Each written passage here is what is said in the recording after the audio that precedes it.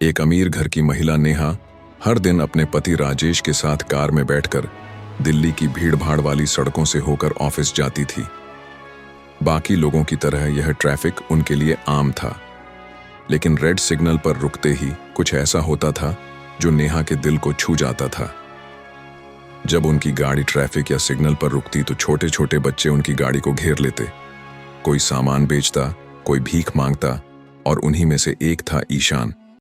वह 10 से 12 साल का मासूम सा बच्चा था।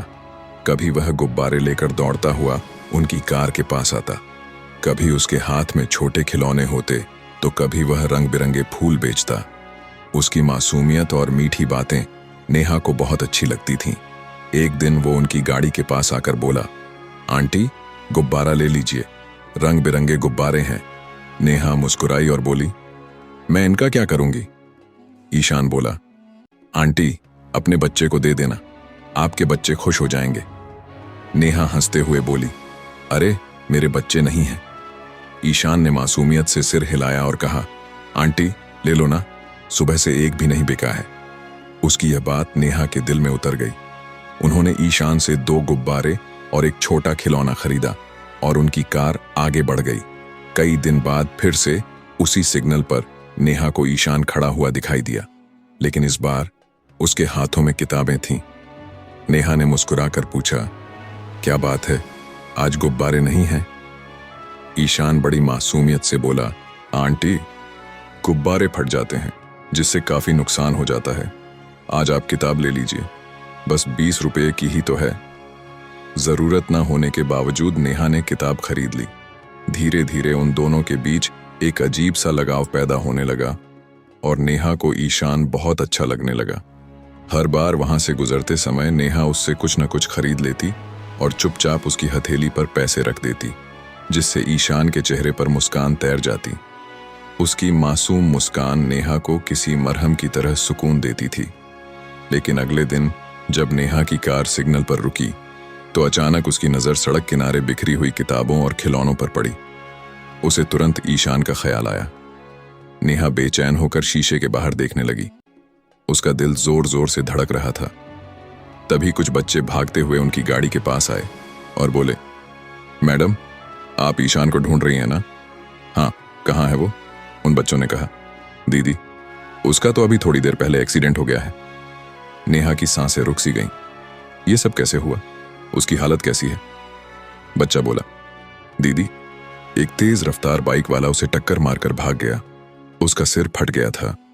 लोग उसे अस्पताल लेकर गए थे, लेकिन हमने लोगों को बातें करते सुना है कि उसका बचना बहुत मुश्किल है। नेहा के हाथ कांपने लगे। न जाने क्यों उसकी आंखों से आंसू बहने लगे। नेहा के दिल में एक अजीब सी टीस उठी, लेकिन उसे जरा भी अंदाजा नहीं था कि यह दर्द सिर्फ एक बच्चे का नहीं, बल्कि यह हादसा उनकी जिंदगी की सबसे बड़ी सच्चाई सामने लेकर आने वाला था। एक ऐसा खुलासा जिसे सुनकर नेहा के बरसों पुराने घाव फिर से ताजा हो जाएंगे, क्योंकि वह मासूम बच्चा ईशान कोई और नहीं बल्कि उन्हीं का खोया हुआ बेटा था, जिसे पैदा होते ही एक मजबूरी ने उनसे छीन लिया था। नेहा ने जैसे ही यह सुना कि ईशान का बचना मुश्किल है, वो घबराई हुई आवाज में बोली, क्या तुम लोग मुझे उसके घर लेकर जा सकते हो? बच्चे तुरंत बोले, हाँ आंटी, वह तो हमारे घर के बिल्कुल पास में ही रहता है। नेहा ने राजेश की ओर देखा। उसकी आंखों में बेचैनी साफ झलक रही थी।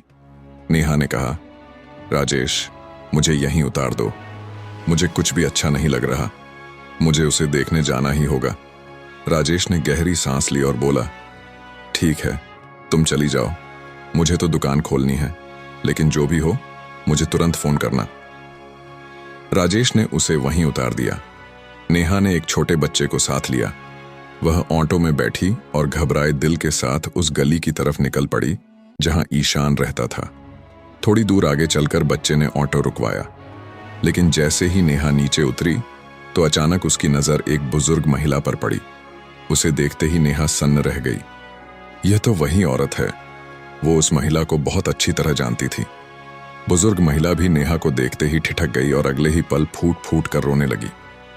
वह कांपती आवाज में बोली, मैं तेरे बेटे को बचा नहीं पाई। नेहा के पैरों तले जमीन खिसक गई। क्या वो मेरा बेटा ईशान था? बुजुर्ग महिला ने आंसू पोंछते हुए कहा, हाँ, वही तेरा ईशान था। बस इतना सुनना था। नेहा ने दहाड़े मारकर रोना शुरू कर दिया। मैं कितनी अभागिन हूं। बरसों बाद मेरा बच्चा मेरे सामने खड़ा था और मैं उसे पहचान भी न सकी। नेहा रोते रोते बोली, वह कहाँ है?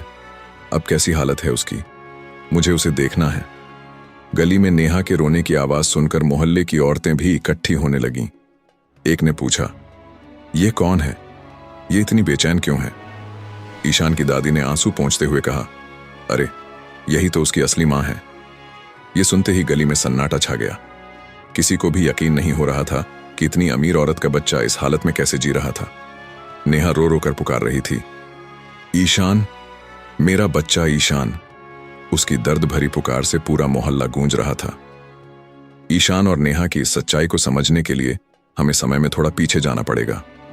साल 2015 में जब नेहा सिर्फ 19 साल की थी, तब उसे विवेक नाम के लड़के से प्यार हो गया। वह दोनों शादी करना चाहते थे, लेकिन नेहा का परिवार इस रिश्ते के खिलाफ था। लाख कोशिशों के बाद भी जब घर वाले नहीं माने, तो आखिरकार एक दिन नेहा ने विवेक के साथ भागकर शादी कर ली। वो दोनों उसी शहर में एक छोटा सा किराए का घर लेकर रहने लगे। लेकिन नेहा के इस कदम से उसके परिवार ने नेहा से हर रिश्ता तोड़ लिया। 1 साल बाद नेहा ने एक प्यारे से बेटे को जन्म दिया, जिसका नाम उन्होंने ईशान रखा। उसी दौरान नेहा को एक ऐसी सच्चाई पता चली जिसने उसकी हंसती खेलती जिंदगी को तबाह कर दिया। किसी ने उसे बताया कि उसका पति विवेक एक खतरनाक गैंग से जुड़ा हुआ है। वह पैसों के लिए लोगों को मारने से भी पीछे नहीं हटता था। नेहा ने उसे बहुत समझाया कि यह रास्ता ठीक नहीं है। जिन लोगों के लिए तुम यह सब करते हो, देखना एक दिन यही लोग तुम्हें भी मरवा देंगे और हमारी जिंदगी तबाह हो जाएगी। नेहा के समझाने के बाद भी विवेक नहीं बदला और फिर वही हुआ जिससे नेहा हमेशा डरती थी। एक दिन विवेक के दुश्मनों ने उसकी जान ले ली। विवेक की मौत के बाद नेहा टूट गई। अब उसके पास न तो घर था, न कोई सहारा। वो मायके भी नहीं जा सकती थी। अगर उसके पास कुछ था तो उसका बेटा ईशान था। अब नेहा के जीने का ईशान ही एकमात्र सहारा था। लेकिन उसी दौरान नेहा के माता पिता को भी विवेक की मौत की खबर मिल गई थी। वह लोग नेहा के पास आए और बोले, बेटी, जो हुआ सो हुआ, लेकिन तू अभी जवान है। हम तेरी दूसरी शादी करा देंगे, पर उसके लिए एक शर्त है, तुझे इस बच्चे को भूलना होगा। यह बात सुनकर नेहा सन्न रह गई। वो हकलाते हुए बोली, मैं अपने बच्चे को कैसे छोड़ दूं? उसके घर वालों ने उसे समझाया कि अगर यह बच्चा तेरे साथ रहेगा तो फिर कौन तुझसे शादी करेगा। इसी दौरान विवेक के माता पिता भी वहां पहुंच गए। उन्होंने भी नेहा को समझाया, बेटी, तू दूसरी शादी कर ले। ईशान को तो हम पाल लेंगे, यह हमारा भी तो बच्चा है। बहुत सोचने समझने के बाद नम आंखों से नेहा ने अपना मासूम ईशान उसके दादा दादी को सौंप दिया और अपने माता पिता के साथ चली गई। नेहा के माता पिता ने अपनी बेटी के अतीत को भुलाने के लिए राजेश नाम के लड़के से उसका रिश्ता तय कर दिया। लड़का अच्छा और संस्कारी था, इसलिए कुछ मुलाकातों और बातचीत के बाद परिवार वालों ने राजेश और नेहा का रिश्ता तय कर दिया। लेकिन इस रिश्ते की नींव एक बहुत बड़ी सच्चाई को छिपा कर रखी गई थी। राजेश से नेहा का अतीत छिपाया गया। उसे बताया गया था कि नेहा अविवाहित है। कुछ दिनों बाद उन दोनों की धूमधाम से शादी हो गई। शादी के बाद नेहा दिल्ली आ गई। राजेश दिल्ली में ही रहता था। नेहा की सुंदरता और उसकी शालीनता से वह इतना प्रभावित हुआ था कि शादी के बाद वह हर किसी से यही कहता था, मैंने दुनिया की सबसे अच्छी लड़की से शादी की है। राजेश की कनॉट प्लेस मार्केट में मोबाइल की बड़ी दुकान थी, जिसे चलाने के लिए कर्मचारी रखे हुए थे। उसका काम इतना अच्छा चलता था कि घर में कभी पैसों की कमी महसूस नहीं होती थी। धीरे धीरे नेहा भी दुकान पर उसका हाथ बटाने लगी। वह दोनों साथ में काम करते, एक साथ बैठकर चाय पीते। नेहा राजेश के साथ हंसी खुशी जिंदगी गुजार रही थी। लेकिन किस्मत का खेल देखिए, जब नेहा की दुनिया संभल ही रही थी, तभी अचानक उसके छोड़े हुए बच्चे ईशान की जिंदगी में फिर से तूफान आ गया। उन दिनों ईशान के दादा का अचानक देहांत हो गया। उनके जाते ही घर के हालात खराब होने लगे। ईशान की चाची रोज झगड़ा करने लगी और ताने मारने लगी कि इस बच्चे की मां तो इसे छोड़कर भाग गई है, अब हम ही क्यों पालें। इसे अनाथ आश्रम दे दो, कुछ तो बोझ कम होगा। लेकिन ईशान की दादी किसी चट्टान की तरह अडिग थी। वह कहती थी, यह तो मेरा विवेक है, यह मेरे बेटे की आखिरी निशानी है, मैं इसे कहीं नहीं जाने दूंगी। ईशान को लेकर रोज रोज झगड़ा होने लगा। एक दिन ईशान की बड़ी बुआ वहां आई। उन्होंने देखा परिवार में हर तरफ तनाव ही तनाव है। बुआ ने दादी से कहा, माँ जी, अगर घर में इतना झगड़ा हो रहा है तो आप ईशान को मुझे दे दो। मेरे 2 बेटे हैं, मैं इसे भी अपने साथ दिल्ली ले जाऊंगी। दादी ने तुरंत ना में सिर हिलाया और कहा, नहीं, मैं किसी पर भरोसा नहीं कर सकती। जब तक मैं जिंदा हूं यह मेरे साथ ही रहेगा। बुआ ने समझाया, ठीक है माँ जी, आप भी मेरे साथ चलिए। इस तरह ईशान अपनी दादी के साथ दिल्ली आ गया। समय बीतता गया। ईशान अब 10 साल का हो चुका था। वह थोड़ा शरारती हो गया था और दुनिया को अपने ढंग से समझने की कोशिश कर रहा था। एक दिन उसने देखा, उसकी उम्र के बच्चे रोज पैसे लेकर घर लौटते हैं। ईशान ने उनसे पूछा, तुम पैसे कहाँ से लाते हो? बच्चों ने हंसते हुए कहा, हम दिल्ली की सड़कों पर रेड सिग्नल से गुजरने वाली गाड़ियों के पास जाते हैं और लोगों से मांग लेते हैं। ईशान के मन में भी पैसे कमाने की इच्छा हुई। वो बोला, कल मैं भी तुम्हारे साथ चलूंगा। लेकिन उसकी दादी ने उसे सख्ती से मना कर दिया कि बेटा, भीख मांगना बहुत बुरी बात है। ईशान ने नटखट मुस्कान के साथ कहा, दादी, मैं भीख थोड़े ही मांगूंगा, मैं तो गुब्बारे और खिलौने बेचूंगा। दादी चाहकर भी उसे रोक न सकी और यूं ईशान ने कुछ गुब्बारे और खिलौने खरीदे और रेड सिग्नल पर बेचने जाने लगा। कभी फूल, कभी गुब्बारे, कभी किताबें, जो भी उसे सही लगता वो उसी को बेच देता। लेकिन उसी दौरान अनजानी राहों से उसकी असली मां नेहा उसकी जिंदगी में आ चुकी थी। वो दोनों रोज एक दूसरे के सामने होते थे। नेहा के दिल में उसे देखते ही ममता उमड़ पड़ती थी, लेकिन वह इसे इत्तेफाक समझती रही। वह दोनों पास होकर भी एक दूसरे से अनजान थे।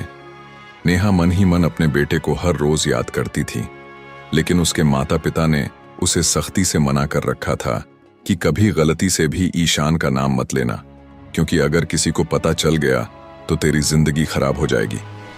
इसलिए वह चुप रहती थी, अपने आंसुओं को छुपाती थी, और अगर वह कभी मायके जाती तो बस उसे इतना ही पता चलता था कि ईशान अपनी बुआ के साथ दिल्ली चला गया है। कितना अजीब इत्तेफाक था। माँ और बेटा एक ही शहर में थे, एक ही सड़क पर खड़े थे और एक दूसरे के साथ बातें भी करते थे, लेकिन यादें बहुत धुंधली हो चुकी थीं। नेहा ने कई बार उससे नाम पूछा था, उसके घर वालों के बारे में भी पूछा था, और ईशान ने उसे बताया था कि मैं अपनी दादी के साथ रहता हूँ। मगर वह यह नहीं जानती थी कि यह दादी वही हैं जिन्होंने उसके बेटे को पाल पोस कर बड़ा किया था। लेकिन आज नेहा जब ईशान को तलाश करते हुए उसके घर पहुंची और दादी को सामने खड़े देखा तो उसकी आंखें खुली की खुली रह गईं और बरसों पुरानी यादें फिर से ताजा हो गईं। उसके दिल में ममता की टीस उठी। क्या सच में वह मेरा बेटा ईशान था? दादी ने कांपती आवाज में कहा, हाँ बेटी, यही तेरा ईशान है, लेकिन आज उसका एक्सीडेंट हो गया है। नेहा चीख पड़ी, कहाँ है वो? मुझे अभी उसे देखने जाना है। दादी ने बताया कि उसे अस्पताल लेकर गए हैं। उसकी बुआ भी उसकी हालत के बारे में कुछ नहीं जानती। उन्हें बस इतना ही पता चला था कि उसे बहुत गंभीर चोटें आई हैं। पास खड़ी औरतों में से एक ने उसका हाथ पकड़ा और बोली, चल बहन, हम तुझे अस्पताल लेकर चलते हैं। नेहा तुरंत उनके साथ चल पड़ी। जैसे ही नेहा अस्पताल पहुंची तो ईशान की बुआ उसे देखते ही फूट फूट कर रोने लगी। उन्होंने बताया, डॉक्टर कह रहे हैं कि ईशान के बचने की उम्मीद बहुत कम है। नेहा कांपती हुई आवाज में बोली, ऐसा मत कहिए, दुआ कीजिए कि वह मुझे छोड़कर ना जाए। इसी तरह 6 घंटे बीत गए। नेहा को हर मिनट किसी पहाड़ की तरह भारी लग रहा था। आईसीयू का दरवाजा बंद था। अंदर ईशान जिंदगी के लिए जंग लड़ रहा था। इसी बीच नेहा का फोन लगातार बज रहा था। उसका पति राजेश काफी देर से फोन कर रहा था। आखिरकार नेहा ने फोन उठाया और कांपती आवाज में कहा, राजेश, उस बच्चे के बचने की कोई उम्मीद नहीं है, मुझे माफ करना, मैं आज नहीं आ पाऊंगी। राजेश हैरान था। उसने पूछा, क्या तुम अस्पताल पहुंच गई हो? और ये कैसी बात कर रही हो तुम? उसके माँ बाप है ना वहां पर, वो लोग सब संभाल लेंगे। अब नेहा उसे कैसे बताती कि जिस लड़के को वह पराया समझ रहा है वह नेहा का अपना बेटा है, जिसे उसने आज तक दुनिया से छुपाए रखा था। उसने बस इतना कहा, राजेश, मैं अभी फोन पर बात नहीं कर सकती। इसके बाद नेहा ने फोन बंद कर दिया। कुछ देर बाद एक डॉक्टर बाहर आया। उसके चेहरे से थकान और चिंता झलक रही थी। नेहा ने डॉक्टर से पूछा, डॉक्टर साहब, मेरा बेटा कैसा है अब? डॉक्टर ने कहा, अगर मरीज को 72 घंटे में होश आ गया तो वह धीरे धीरे ठीक हो सकता है, वरना कुछ कहना मुश्किल है। वह 3 दिन नेहा के लिए 3 साल के बराबर थे। और फिर तीसरे दिन शाम को डॉक्टर ने मुस्कुराते हुए कहा, लड़के को होश आ गया है, अब आप लोग मिल सकते हैं। यह खबर सुनते ही वह सब एक दूसरे को गले लगाकर रो पड़े। नेहा दौड़ती हुई अंदर गई। ईशान की आंखें आधी खुली थीं। वो धीमी आवाज में बोला, आंटी, आप आ गई? नेहा ने उसे प्यार भरी नजरों से देखा। वो उसके सिर पर हाथ फेरते हुए बोली, बेटा, मैं आंटी नहीं हूं, मैं तुम्हारी मां हूं। उसने ईशान को सीने से लगा लिया और बरसों का दर्द, इंतजार और प्यार सब आंसुओं में बह गया।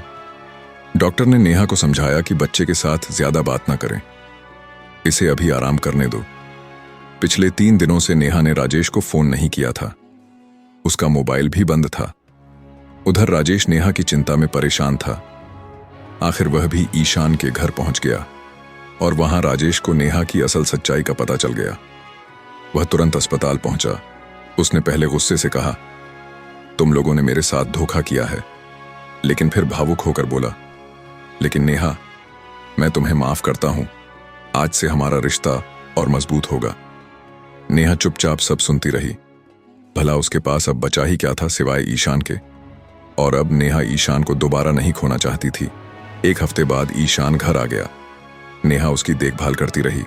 जब उसने राजेश को फोन किया तो उसने फोन उठाया और बोला, मैं आ रहा हूं। लेकिन 10 दिन बाद अचानक राजेश अपने घर वालों के साथ ईशान के घर पहुंचा। नेहा उन्हें देखकर रो पड़ी। उसकी सास ने उसे गले लगाया और बोली, बेटी, मत रो, चलो घर चलते हैं। ये सुनते ही नेहा घबराकर पीछे हट गई। मैं अपने बेटे को छोड़कर कहीं नहीं जाऊंगी। सास मुस्कुराई, किसने कहा है तुम उसे छोड़कर जाओ? बल्कि तुम्हारा बेटा, उसकी दादी, हम सब साथ चलेंगे। राजेश बहुत देर बाद आगे आकर बोला, चलो नेहा, मैं भी तुम्हारे बिना नहीं रह सकता। और इस तरह जो परिवार टूट चुका था वह फिर से एक हो गया। उस वक्त नेहा 2 महीने की गर्भवती थी। समय आने पर उसने एक प्यारे से बेटे को जन्म दिया। कुछ साल बाद उनकी एक बेटी भी हुई। अब नेहा, ईशान और उसके छोटे भाई बहन सब एक साथ एक खुशहाल जिंदगी गुजार रहे हैं। यह कहानी हमें सिखाती है कि जिंदगी में चाहे कितना भी प्यार क्यों न मिले, माँ बाप से बढ़कर कोई सहारा नहीं होता। माँ की ममता, बाप की मेहनत और परिवार की एकजुटता के बिना किसी भी रिश्ते का अस्तित्व अधूरा रहता है। इसलिए ऐसा कदम मत उठाओ जो तुम्हारे सुख के बदले तुम्हारे माता पिता की आंखों में जिंदगी भर के लिए आंसू लिख दे।